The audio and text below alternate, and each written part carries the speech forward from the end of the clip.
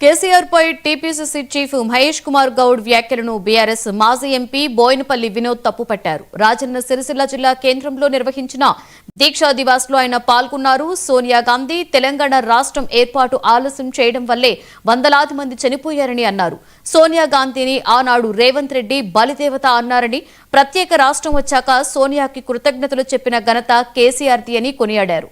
మహేష్ కుమార్ గౌడ్ వ్యాఖ్యల వెనుక సీఎం రేవంత్ రెడ్డి ఉన్నారని మండిపడ్డారు.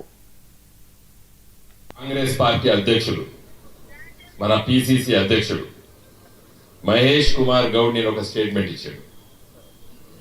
ఇంకా నేను అనుకున్నా ఇంకా ఇది ఉపన్యాసం దీక్షా దివాస్ కంటే అసలు కాంగ్రెస్ పార్టీ మీద మాట్లాడాలనుకున్నా. ఏం చెప్తాడు ఈ దీక్షా దివాస్? కేసీఆర్ గారు ఈ దొంగ దీక్ష అని చెప్పి మాట్లాడతాడు. చరిత్ర గురించి 2-3 ఘట్టాలు చెప్తేనే మనకు అర్థమవుతుంది. పత్రికాముఖంగా రేవంత్ రెడ్డి వినాలే, మహేష్ కుమార్ గౌడ్ వినాలి. గాంధీ గారు కూడా గిట్లే అన్నారు.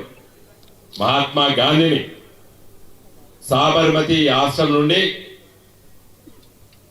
క్విట్ ఇండియా మూమెంట్ కంటే ముందు, ఉప్పు సత్యాగ్రహం జరిగే ముందు మహాత్మా గాంధీ సాబర్మతి ఆశ్రమం అహ్మదాబాద్ నుండి బయలుదేరే ముందు డిండి యాత్ర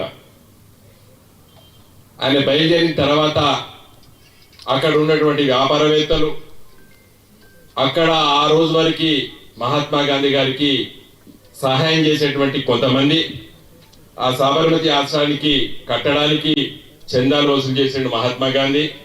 మళ్ళీ తిరిగి ఇస్తా అని చెప్పిండు. ఈ తప్పించుకోవడానికి ఈ సాబర్మతి ఆశ్రమం చెల్లి పారిపోయాడు మహాత్మా గాంధీ అని కూడా నిందలేసింది ఇలాంటి శక్తులు.